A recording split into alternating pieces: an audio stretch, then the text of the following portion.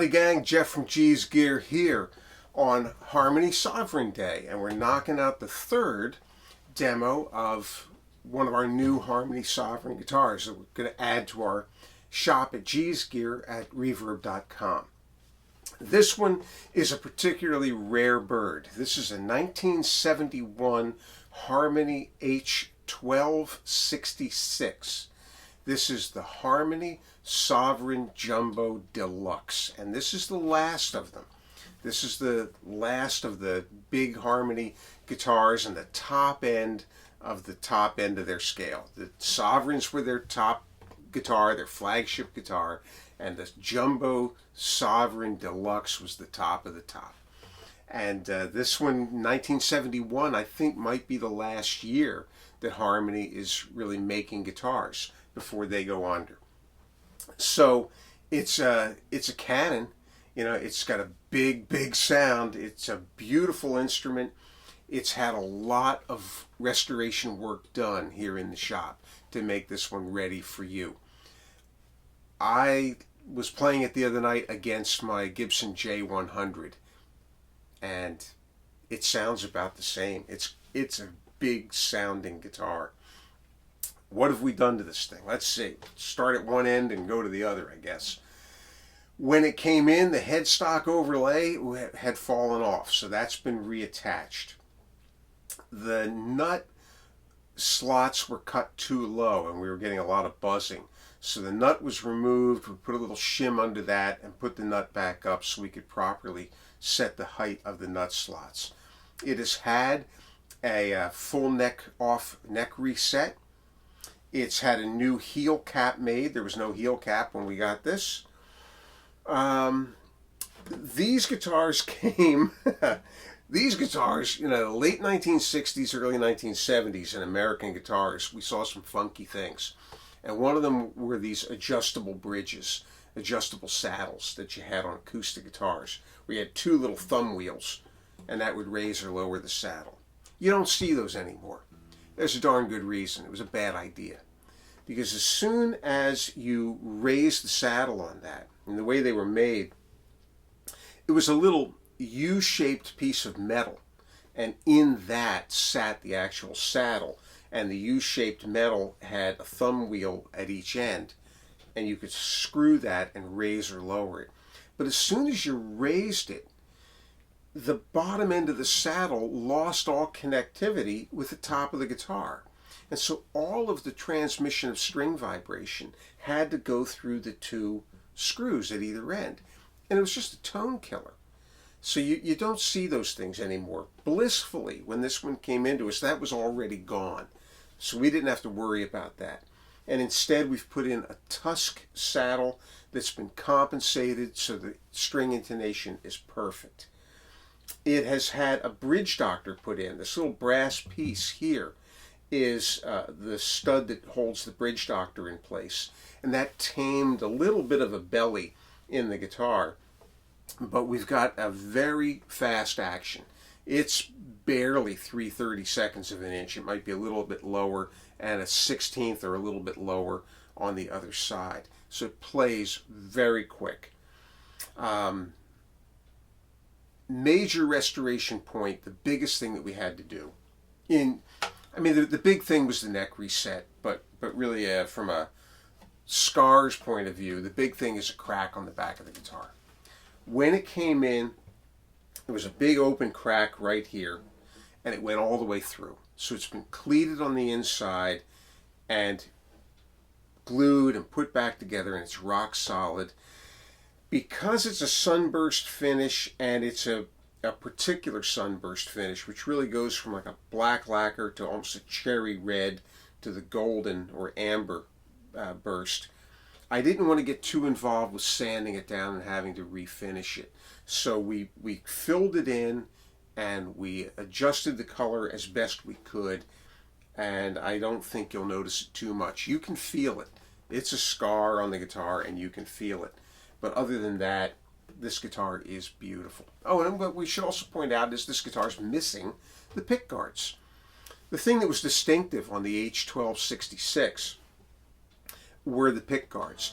The 1265, which was the Jumbo Deluxe that predates this one, up to about 1969, that had a very large tortoiseshell pickguard on this side and a smaller one up here.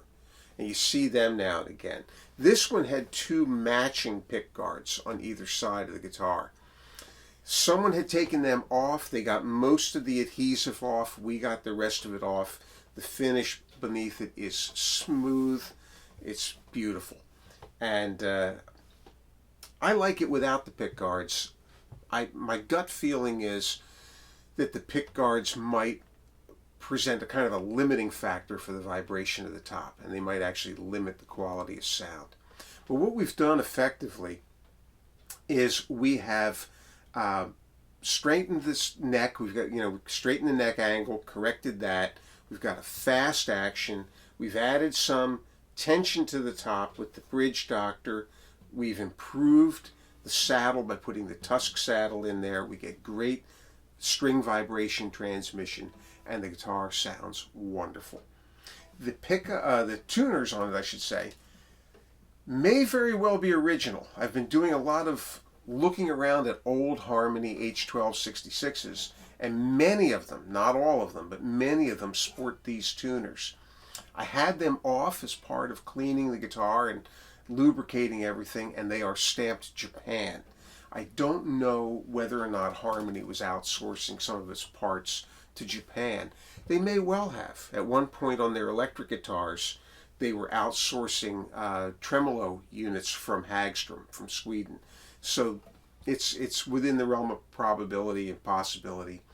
There are no extra holes, so if these are replacements, they are direct replacements for what was on here before. Other than that, in terms of corrections to the guitar, nothing. Take away that scar on the back from the crack that was there, and you're hard pressed to find too many marks on this guitar. It's got a couple little dings, but they're barely noticeable. The configuration of the Harmony Deluxe guitars, Sovereign guitars, is a spruce top, Honduran mahogany back and sides. It's quarter sawn, one piece back. You don't get this anymore. Mahogany neck, Brazilian rosewood fretboard, Brazilian rosewood bridge. This is a top-end instrument. 1971 is the date in it, so whatever that is, 52 years ago. It's a great sounding guitar. I played a little bit of finger picking. We'll flat pick something here. Okay, let's just see what it sounds like this.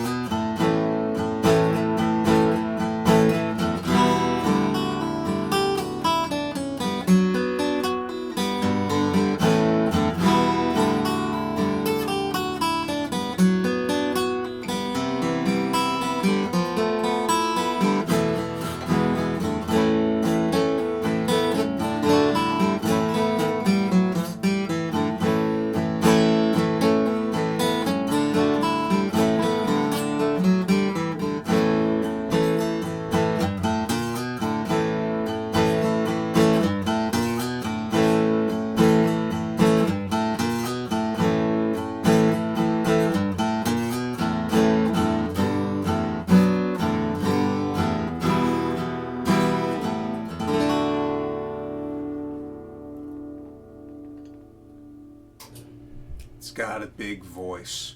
It's got a big voice. This thing will drive a band. It's got a big bottom end.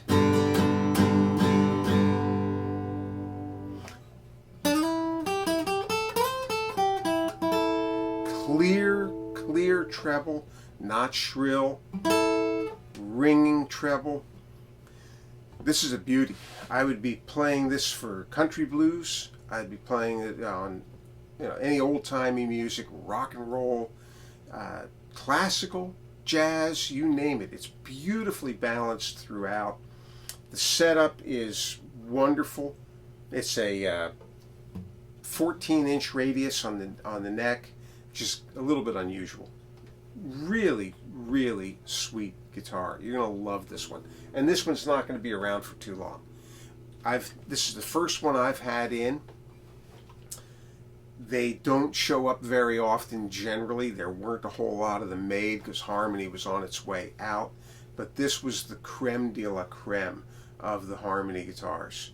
So stop by at G's Gear, see if it's still there. If not, see what else we have, because we always have cool guitars over there. We handle a lot of Harmony guitars. I love these things. They make no bones about it. I love these guitars. These old ladder-braced guitars have a sound that is uniquely their own. The quality of the tone woods is top-notch. The quality of the craftsmanship is exceedingly high. And they just hold up. You stack these up against a Martin, a Guild, a Gibson, they stack up. They have their own sound, but it's sort of equal to those. Okay, so we'll see you over at G's Gear, and maybe we can set you up with your next really great guitar and see how you like this thing. All right, we'll figure on something to play on our way out here. Okay, see you soon.